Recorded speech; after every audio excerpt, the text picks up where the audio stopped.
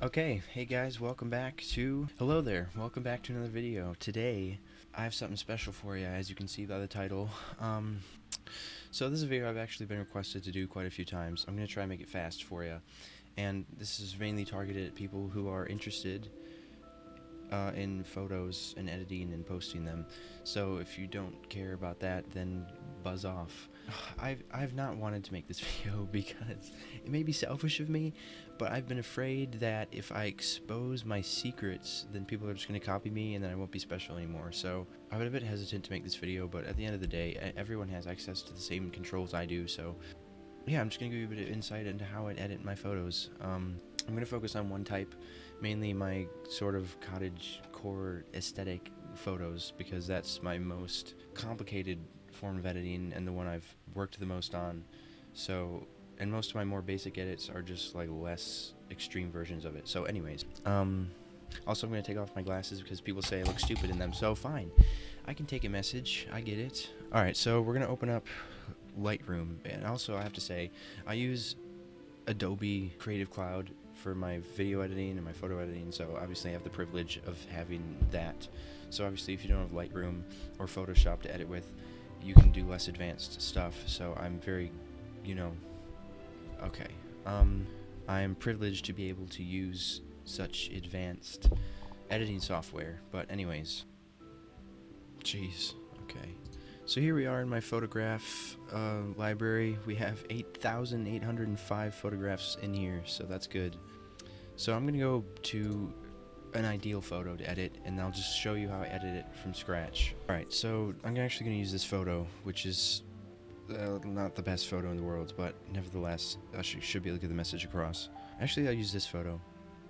So what I could just do is be like, well, how I usually edit is I go into my list of presets that I've made, and I pick one, like this one, and I stick it on there, and then we're good to go.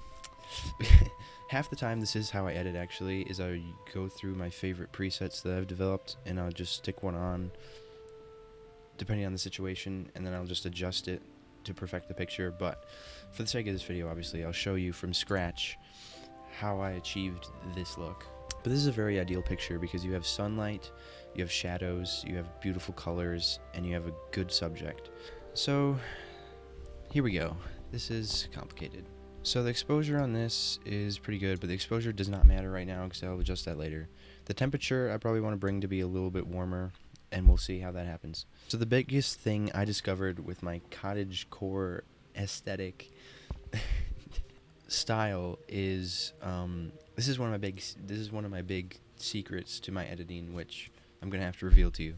So there's this slider called dehaze, which is an effect that either removes haze from your picture, so it makes everything as like clear as possible basically, or if you lower the dehaze, it will really haze your picture, like this for instance. What I like to do is a bit odd, but part of what dehaze does is it kind of removes contrast from your picture. It brightens the whites and the blacks, but what I usually do is I do dehaze about like 60, so then you have this lovely haze to your picture to make it look like very aesthetic, kind of filmy. But then what I do to counteract the haze is I'll up the contrast to like probably like 70. So then you get this effect where you're removing the contrast but then bringing it back in, but you're still left with a lot of the haze, but then you bring back the darks and the whites. And then this on its own could be a good picture, but of course the color editing is what really comes next. So usually if you dehaze a photo, you're going to have to lower the exposure because it really brightens things up. So this one is not too bad, I only have to lower the exposure a little bit. The tint is also another thing you can use if you want your photo to be a bit more green, or if you want it to be a bit more pink red. This one I'm probably just going to leave because I like how it is naturally. Next, to adjust lighting, I would go to the highlights, the shadows, the whites, and the blacks, and just adjust them however I think looks good, like lowering the highlights a little bit. I generally like the highlights to be bright in these kind of pictures because it looks nice, but you don't want the details to be lost, so I'll lower the highlights a little bit. Probably up the shadows slightly, you'll see why in a minute. And we're going to lower the whites slightly and up the blacks slightly, so then you have, again, more of a less contrasted picture, but we'll fine tune it later.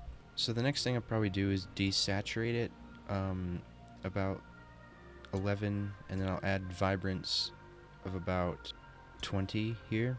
And then this is another big part of my cottagecore editing, is I immensely crush the blacks. I destroy them.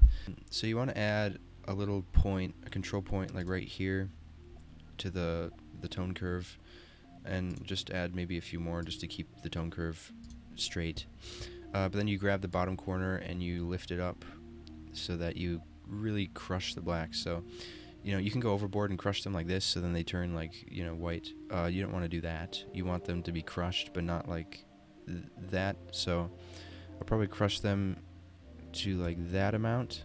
There you go. You can really see this photo coming together. So then I'll go down to the hues. I usually adjust these a little bit. In this picture, I want the reds to be like 10% more orange. I'll probably leave the orange. I'm gonna move the yellow to be a bit more green so I can accentuate the greens. And the greens I will probably leave where they are. The aqua I'm gonna make a little bit more blue, and then the blue I'm gonna make a little bit more aqua.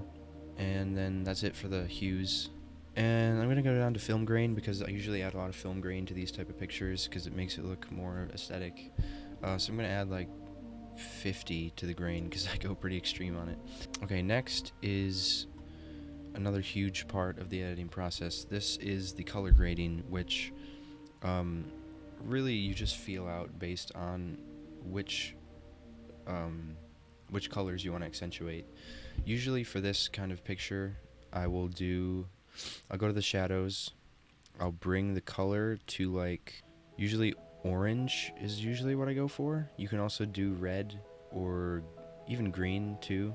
I'm going to just adjust the saturation here and put the saturation at about 16. Then I'm going to see, do I like the way red looks? Red looks good.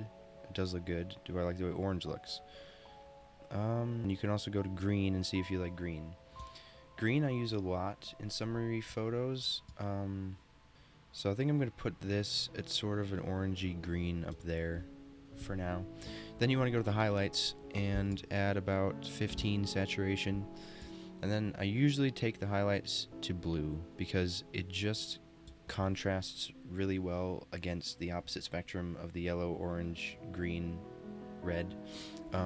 As you can see, when you spin around the highlights, you get different vibes for the picture. If you really want to be green, you can do double green or double orange or double red. But as I said, I think I'm going to put it to blue because it usually looks the nicest in contrast with the other. You don't have to, but you can also adjust the midtone. So I'll go up by saturation like 10. Lately, I've been putting in a bit of red into my pictures, so I'm going to do a bit of red and just leave that there. So now the photo is, I mean, it's basically done. One more step that I usually would do would be to reduce the clarity because I like the glow it gives to the highlights. Would do clarity like 18, and then I'm going to do negative texture as well, just a little bit, like 8, because it really adds a soft sort of glow to the image. Oh, also, I always use, because I use Fujifilm cameras, there's a Fuji profile called Classic Chrome. I always use that, which I forgot to do at the start.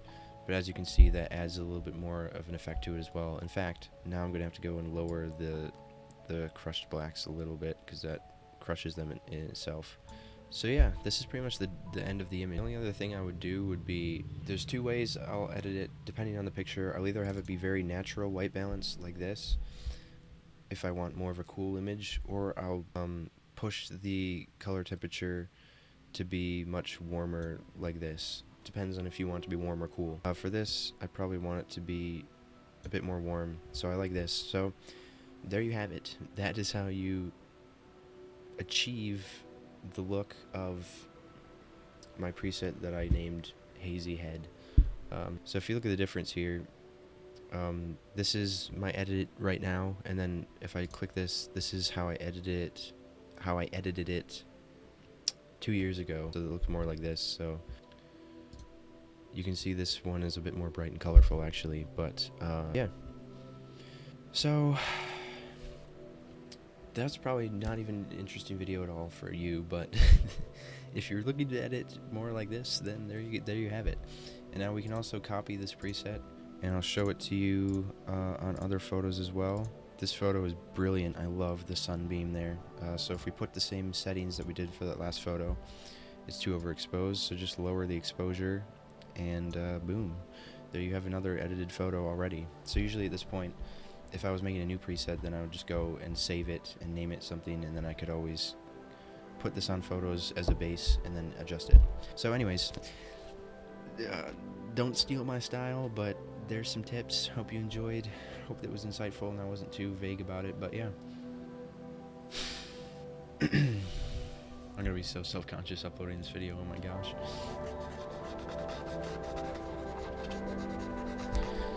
Oh,